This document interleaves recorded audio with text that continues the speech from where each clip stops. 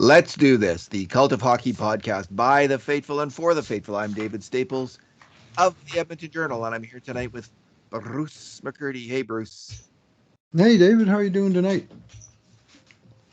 That was one of the weirdest. That had the feel of a preseason game, Bruce.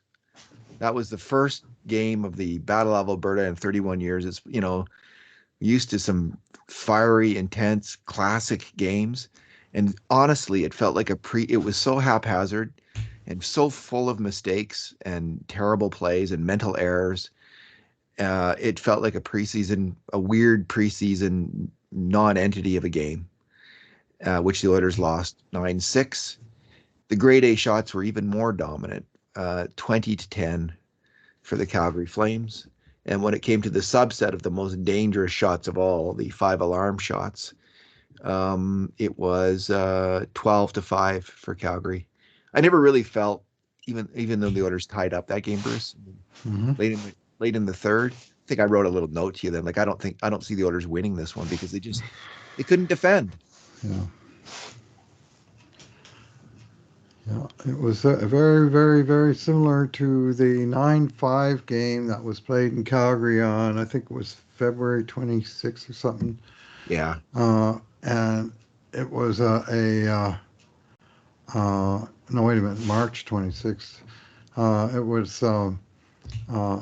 they'd gone down to Calgary and played a fill-in game and lost that 3-1. That was a pretty wretched but boring game. And then on March 26th, the Saturday, they went down and got shellacked 9-5 on Hockey Night in Calgary, giving up 3 goals in each of the 3 periods, a feat which somehow they managed to duplicate tonight. 6 periods in a row with 3 goals against in Calgary, which is more than you want to give up an entire game, David. I mean, your objective is 2 or less. That's 3 goals in every period, 6 in a row in the same building. And they looked like they had no clue how to prevent those goals and about that much desire to try and stop them. I'm very, very disappointed with this effort tonight and this performance and the execution of the game plan and everything else. I mean, even when they tied the game from 6-2 down, they got 4 straight goals, and you think you'd be just off your seat. And I was just going, they don't deserve to be tied. They're just not playing well enough, and I don't think it'll stay tied. And sure enough, it didn't stay tied. The very next shot was in the net for Calgary and down the tubes from there. That was 6-6, by the way, was the Oilers' last grade A shot of the game. They never mustered any more after that.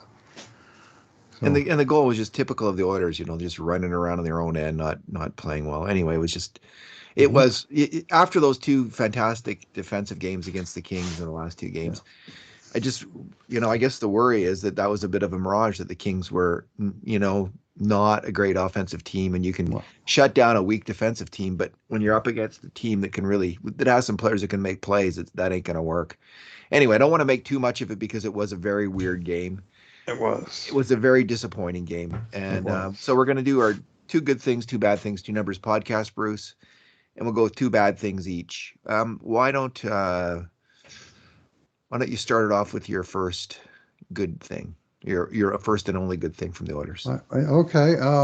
Just to go against the grain off the start, I'm going to go with defenseman Brett Kulak, who accomplished mission impossible tonight by being on the ice for 0 Calgary goals in his, how much did he play tonight? Kulak, he played 16 and a half minutes, during which time Edmonton got 2 and Calgary got none. And I didn't notice him all that much.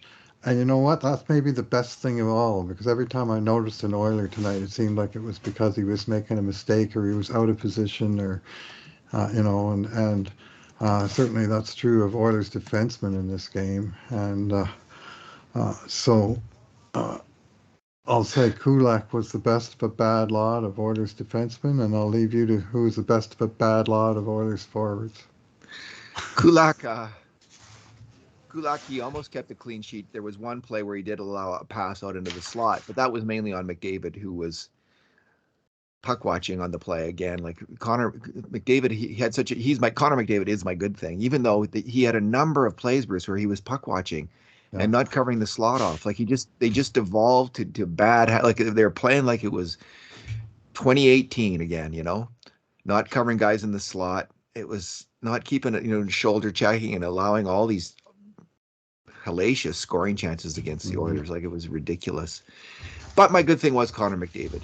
Okay. He had, there was 3 or 4 plays where he made really bad defensive plays, among other others, and allowing big scoring chances. But he did have 4 points, and he did do a lot um, to drive the team forward and get this team back into the game, tie the game up. He was largely responsible for that. I mean, on the first goal. It was just a fantastic move that he made, where he dragged the puck across the crease and waited for Markstrom to go down and then open up and put it between his legs. He made a really sweet spin move to set up Bouchard's goal. Um, he popped a puck in the neutral zone, rushed in, and put it over to Draisaitl for the 5th goal. And then on the 6th goal, just a phenomenal effort, phenomenal move where he spins to the net off the faceoff, gets in there alone and first of all, gets a very dangerous chance his own, and then Yamamoto puts in the rebound. I mean, that was such an inspirational play, Bruce. For a You moment, would think. I was thinking, okay, they're going to suck it up. They're going to get their heads out of their butts, and they're going to play some Mm-hmm. defense here. But Wrong. they didn't. And McDavid was part of it on the 7th Mm-hmm. goal. I mean, he was kind of drawn out. He was drawn out away from the slot. He wasn't the primary culprit. I think that was Draisaitl, but he was drawn out from the slot, and he just they just were not defensively disciplined, and they didn't make good reads or good decisions, and McDavid was part of that. So he led the team with 25-33 in ice time, and the 4 points, dynamic on the attack, but part of the big mess on defense, but still nonetheless my good thing. 4 even strength points minus 1. That's pretty Yeah. hard to do. Like he got outscored despite putting 4 points on the board. And it's kind of reminiscent of the 9-5 game again, where that night the power play was hot and the even strength got destroyed. And I think McDavid and Draisaitl were both minus 4 in that game. They each had 3 or 4 points. I think Draisaitl had a hat trick in that game and went minus 4. And it's more of the same. On the Yamamoto goal, not only did McDavid make the spin move out in front, Yamamoto didn't score on the rebound. He actually scored off a McDavid pass. McDavid was able to find the puck under Markstrom, Oh, really?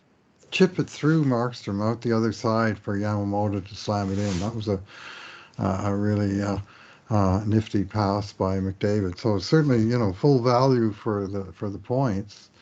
I'm not sure about his his overall game. We certainly did not see the 10 out of 10 McDavid that we saw last game. And I'm not sure that we saw much of anything that resembled last game, to be honest. It was like the last game in reverse. I'm just They changing came, my game grades here to reflect what you just told me. I missed that Mhm. that he had made that pass. Yeah, I just reached in and he just touched it right through the pile and out to Yamamoto on the other side. So it looked like a rebound. Right away, I said to Anna, "How did Yamamoto get that? Like that was a weird rebound. Did Markstrom somehow kick it out to that side?" And then the low angle replay, showed it really well. That's why we call you sharp-eyed Bruce McCurdy. Bruce, let's move on to bad things. What's your first bad thing? Yeah, so many. How could we get 9 each? I mean, just one for each goal. Oh, We'd be here all uh, night. I don't want to yeah, do yeah. that. I know. We don't want to be there. How about if I single or double out the goaltending or triple out the goaltending, which actually stank at both ends of the rink tonight? Yeah. Jacob Markstrom was brutal in this game, and the Oilers, got enough goals off of him that they should have comfortably won this game. That's what stings more than anything else. Put a 6-pack on the board and get thumped. But Markstrom wasn't any good, but I mean, maybe he made 1 or 2 saves. I know that 4-goal comeback, it seemed like every shot went in, including at least one B shot.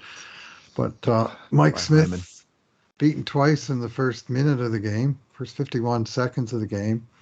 And the first shot, I just thought it might have got tipped by Keith at the source, but it hit him on the shoulder and just went through. He was deep in the net. He wasn't prepared for it. And he was bombarded. I think Calgary had 8 of their grade A shots in the 6 minutes that Smith played.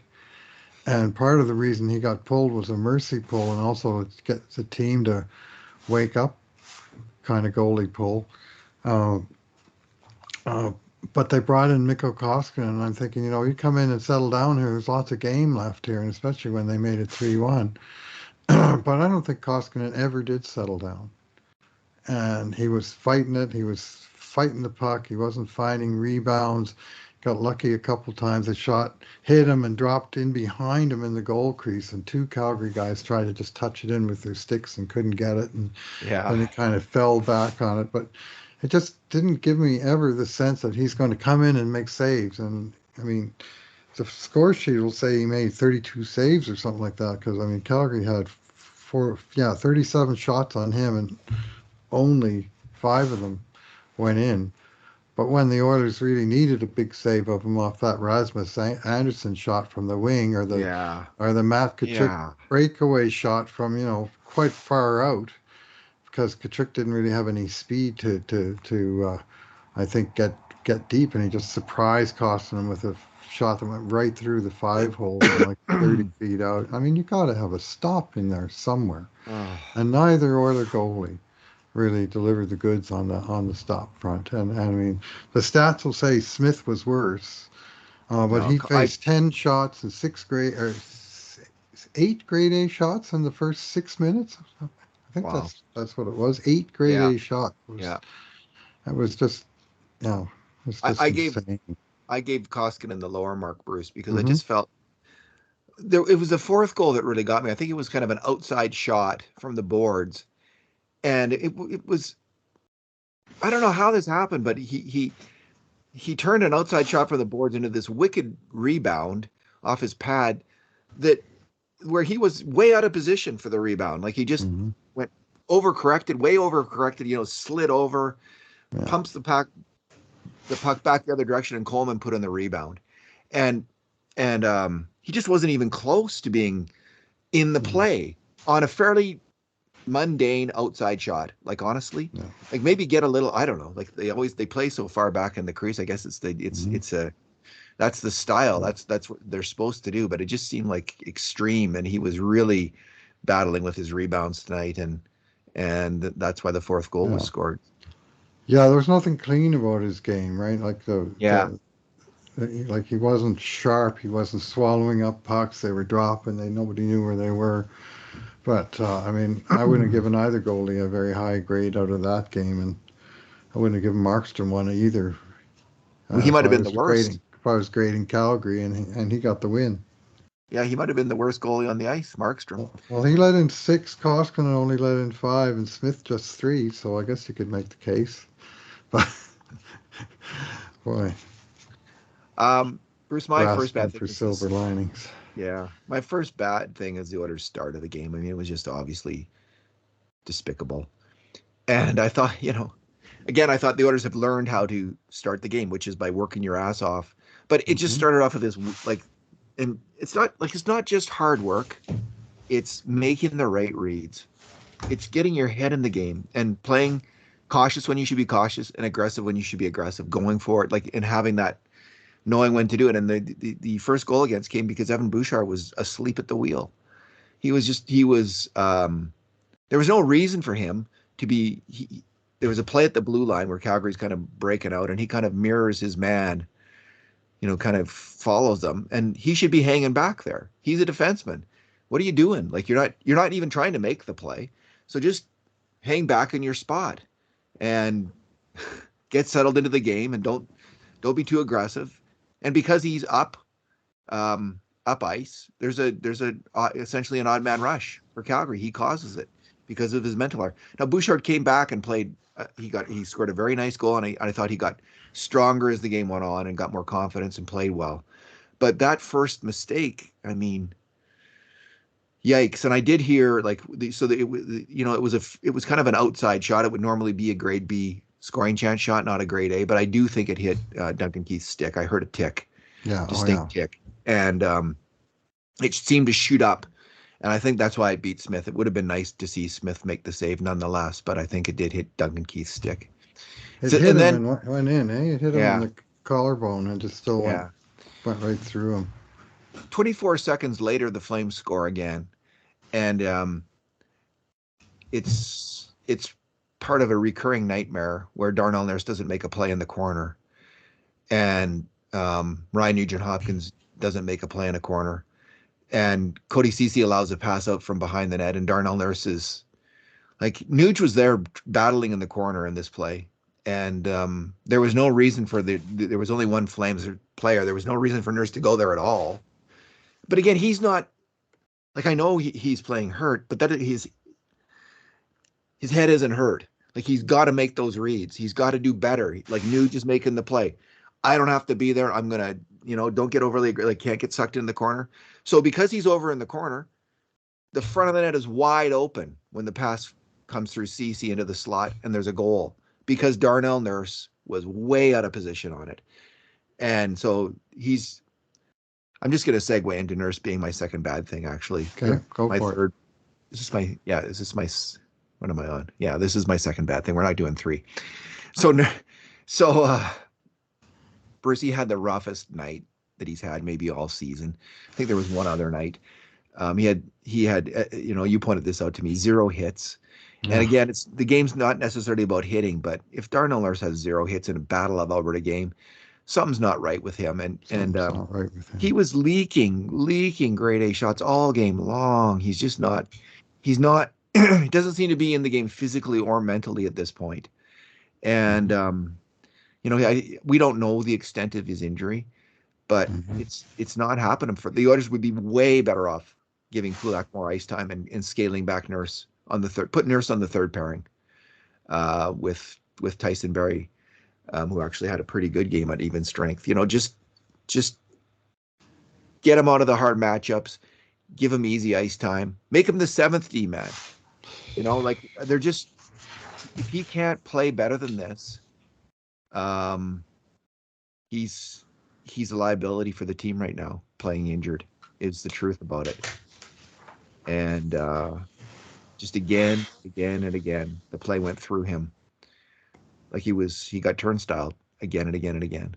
So, mainly by passes, not like people beating him on the rush like Kempe did against LA, but, it was mainly just positional things. So, I'm being very hard on Darnell Nurse, who's a great player when he's not injured. He's injured and he's not. Yes, he is. That's the whole issue here. And they've got to do a cost-benefit analysis of his ice time. That's my point. Mm-hmm. Yeah, what do we have him for 7 grade A chances against? And there's an 8th one where I'm going to convince you he also made a big mistake that we're still discussing. Okay. And that led to a goal. I think you can convince me on that one. I was just wondering which mistake you thought in the one corner. In the corner. Well, it's a little bit early in the sequence though, Bruce. When they lost the puck though. Anyway. Yeah. Okay, anyway, we can talk about it. It was one of a whole litany of mistakes, and it was one of those goals where you could run through the mistakes and probably count the same player 2 or 3 times. That stuff happened, and he was in on that. And his pairing with CC just did not have a strong night. They both ended up -3 on the night, and they were. Nurse, like, if nothing else, you expect a little bit of take charge from the guy, and you expect if something's going wrong that, he's going to take a run at somebody, or he's going to do something to he's going to hack somebody, he's going to do something to sort of get himself into the game. None of that happened. Like, he just was not in the game. Yeah. And that's and that's not a criticism that very often gets leveled at that player. Like, that you get his level best most nights, and maybe we got his level best tonight, but his level best wasn't good at all. And if that's, unfortunately, as you say, if that's the best that he's got, then this should happen. Well, I could look at this list and say, if that's the best that all these players have, then maybe we need to see some black aces next game, because I don't think they'll go anywhere near that direction, but there's a long list of players who underperformed in this game, Yeah, and the leadership group and the other guy who's injured, Leon Draisaitl, he had a brutal game defensively as well. sure He's did. got 3 points, but clearly not himself and off his game. And when Oilers have such core players off their game, it's not a good look. Yeah. Yeah, Leon was really struggling on defense. I mean, he's culprit on the last two, the Oh, seventh that and eighth last one. goals, and Jeez, they oh, that finally get it turnover. out after about 4 minutes stuck in their own end, and he Mhm. fires a pass that hits his teammate's skate and legalizes Kachuk for a cheap breakaway, and he Ah, scores from 30 feet. And it's just like, Bruce, what else can go wrong? what's your second bad thing? My second bad thing is Edmonton Oilers' power play, which supposedly, in theory, is one of the big advantages that they had coming into the series, was the great power play that they got. And tonight's power play was putrid, just brutal. They couldn't even get the puck in Calgary's zone. They couldn't set up. They couldn't make a pass. Did we have any grade A shots on the power play? I doubt it. No, I know no. the actual shot count in 8 minutes of Edmonton power play. The shots on goal were 3 for Edmonton and 3 for Calgary. This is when you have actually one more player than them, right? 3-3. Oh, And every single one of those power plays went backwards and never went forward again after that. I think there was one time where McDavid went a 1-on-4 solo rush and he got into half decent position, but nothing came out of it. Otherwise, they just couldn't even enter the zone or make a decent pass. And when they did get the puck, they'd cough it up for free. it's And tempting, four wretched power plays in a row. So the power yeah. play stands out as those. That was times of the game where they could get back or at least get some momentum back, and it just sputtered and died 4 out of 4 times. it it's Leon was struggling on the power play. Like he Hmm. can move. Obviously, he gets going in a straight line on the goal. He showed he can move in a straight line. But what I noticed in this game was turning and his agility was gone. Hmm. And there was a number of times, like once the puck came around the boards, normally he would have been there to win it, and it just went out, or the Flame got there first. And Hmm. he's Yeah. not. I brought this up, Bruce, in the lead into this series about my concern about this is that Yes. Both those guys. if he's going half speed, Hmm. he's going to be a liability. He's actually. It's not just that he's not like giving all the good stuff that he does. It's just like he's actually slowing the whole team down. He's hurting the team, and he hurt. And again, this is the injury. This isn't Leon Draisaitl is the best power play player in the NHL. I think there's no one I'd rather have on the power play than Leon Draisaitl, including Connor McDavid. But going on one leg, he can't make plays. He can't make those quick plays on the boards, puck protect on the boards, those quick movements into the slot, backing up. And they would be better off not playing him on the power play at this point. They would be better off with Evander Kane or Cutter Yamamoto or someone else stepping up into that spot on the top power play and seeing if, or Evan Bouchard and Tyson Berry. Like try if you need another shooter out there, have Hmm. Bouchard on the put Nuge on the left wall and put Bouchard on the excuse me Bouchard on the left and Nuge on the right on their off wings. That might work, but I don't Hmm. unless Leon gets more healthier in the next couple days. Like change it up. It's not working. It's not gonna work, Yeah. Bruce. Well, both of those injured guys had pretty bad games. At least Leon delivered some offense.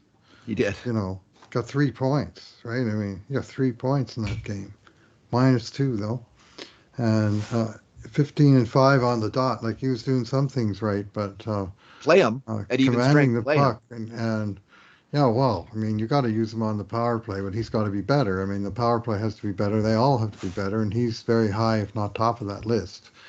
But benching him off the power play is not necessarily the answer either. But the whole power play needs to get its crap together because tonight they didn't have it at all. And at times where there were opportunities where you want your team to sort of seize the opportunity and go for it. At least get the puck moving around and create some pressure. Nothing. It was like there's no pulse. I'm finding Leon still kind of effective at even strength, on the wing. Mhm. Like if he just needs to make a couple better reads on defense, and better decisions. But I do, and I know this is like not many people will agree with me. Probably it's maybe Mhm. kind of a radical thing to say, but I've seen enough of him and Nurse where I scale back their ice time to Mhm. put them in situations where they can succeed. And I know that's not the hockey way. They will go with these guys and ride them, and they'll be called warriors, and they are warriors. It's incredible what they're doing playing, I'm sure, with substantial pain and discomfort. But such a shame, eh? The Oilers finally advanced to this Battle of Alberta, and their two of their best players are Mhm. significantly injured, Clearly, and it's clearly. really going to have an impact on this series. I was predicting the Oilers to win today, like with McDavid, because I was hoping the Nurse would start getting better, start healing, and the Mhm. Draisaitl might also have a little bit of healing, but it doesn't look like that's happening yet. And I don't know if it's going to happen. They're just playing hurt, and it's a big downside. Yep. What's your number, Bruce? Yeah. Yeah. Yeah. Well, I used all my threes already, so I think I'm going to go with 51. 51 seconds, 0:51. And I do believe the Oilers may have set an all-time new NHL record tonight by calling their timeout 51 seconds into the first period. I personally don't remember ever seeing one used at such an early time, but they gave up 2 goals before they used the timeout. And I'm thinking Jay Woodcroft's thinking at that point is that, well, if I wait for that first TV timeout at the 6-minute mark, it could be 10-0 by then, so maybe I better do something now. But it was such a wretched start, which you've already talked about. But I mean, that's a number that puts the exclamation mark on it. You're calling your friggin' timeout and you haven't even reached the 1-minute mark of the game? Holy moly. I thought we'd Yeah. learned that little thing about being ready for puck drop. And then we got 2 good games in a row, and then the third game is like worse than even before. It used to take 5 or 6 minutes to give up those 2 goals, not 51 seconds. Jeez. Chiefs Willikers is correct. Bruce, my number is 0 and 5. Mm-hmm. So Zach Cassian and Connor McDavid are two players in the Edmonton Oilers. One of them had 0 hits, and one of them had 5 to lead the team. Mm-hmm. And it was the guy who shouldn't be having 5 who led the team, Connor McDavid. It's great that he's hitting and passionate player that he is. He's taking such a physical role and trying to get this team going, rev this team up. But come on, Zach Cassian, 0 hits. Whew. The Oilers, this was like not a very physical playoff game at all for a Battle of Alberta. It was just really tough. I mean, there was lots of after the play shenanigans, Kane and Kachuk getting into it. And Kane actually came to McDavid's defense a couple of times, which I liked. But this isn't right. When your superstar's leading the team in hits and your designated hitter has 0, Mm-hmm. that's a tell that something's gone wrong in this game. Yeah, that's for sure. I mean, Cassian did, I mean, he made one good play driving to the net on the 5-2 goal. Mm-hmm. That was Bouchard's goal, and Cassian's drive to the net was caused part of the chaos. And then the camera went away from him, and they never did show a proper replay. But all I know is that Cassian wound up in the penalty box for some scrum after where the ref had singled him out and sent him off, and they never showed the video evidence. So we're going to have to take the ref's word for it. But barring not having the video evidence, I'm going to assume that the ref saw something that was worthy of a penalty, and Calgary comes down and scores on that power play. I mean, taking a penalty after a goal, and then the other team scores on the power play you know. But that was one, and then he took one right at the end of the game with a little scrum that they had where he and Archibald and Lucic and Backlund all got roughing penalties at the 20-minute mark of the third period. But 0 hits, and there was I thought, I'm going to look at this and I'm going to see 0 because I can't remember one where it was even threatening to be, come in and take the guy, take the body. They had 23 hits in the game. They had 40 per game, more or less, in the Kings series. They were all around 40 in every game. And they didn't have that physical commitment. Calgary came out a little bit banging, and then they didn't really keep it up either. and it was just guys not doing their job. I mean, you mentioned Evander Kane. I thought Evander Kane was terrible in this game. I got to say, Yeah, zero yeah, shots, 3 giveaways, and out of sorts. Like he was. I mean, he was yapping in the penalty box. That's all good. I mean, that's part of his thing. But you got to do some of that on the ice, and you got to, bring it on the ice. And he just didn't have his game with him tonight. He made a really bad giveaway on. I think it was 2-0, 3-0 goal. yeah. Where He did help them score one. he came back into his own end and, coughed it up, and yeah, that was the 3-0, the one that Ritchie scored. I mean, that was against Calgary's fourth line, for Pete's sake. So anyway, he did. Uh, he was. I mean, like Cassian. I mean, there were so many goals in this game that there was some involvement, but it wasn't like um, Yeah, uh, a big main play with the puck or a yeah. shot or anything like that. That's easily the worst game Kane's played in the playoffs. But as I single him out, you could say the exact same statement about 5 or 6 guys on this team, like Josh Archibald. Like, yeah, I mean, that easily his worst game in the playoffs, and you could go Nuge. on down the list, and I Yeah, mean, Nuge. The turnover on the Nuge started off the sequence of pain on the second goal against, right, two with the turnover. turnovers. Hmm. Yeah. So it's just like, Bruce. All right, So what do you do? let's. What do you do? Yeah, like who comes out? Like what changes do you make if you're the coach? Or do you That's an just say interesting throw it question. out and I'm going to go with the same group because I believe in you guys and I know you can be better and you better be better. I don't know. They have all these guys called up from Bakersfield, but Yeah, like, right. They're do not you going to take use them game do you two. take do you put in a Dylan Holloway to try to get some energy? Do you I told you what I would do. I Hmm. would trade Kulak and Nurse and Yeah. give Nurse's minutes to Kulak and Nurse's assignments to Kulak. I would do that. Like that, it to me is the first thing on the agenda. And it's not just based on this game, it's based on the total work of Darnell Nurse and Kulak in the playoffs. Yeah. Kulak needs to be playing 20 minutes Hmm. and Nurse needs to be playing 13. Hmm. So I would do that. I would seriously consider if Leon can't practice and can't practice on the power play, taking him off the top power play, playing him at even strength, and saving him for those moments, and changing up that power play. I would think about um,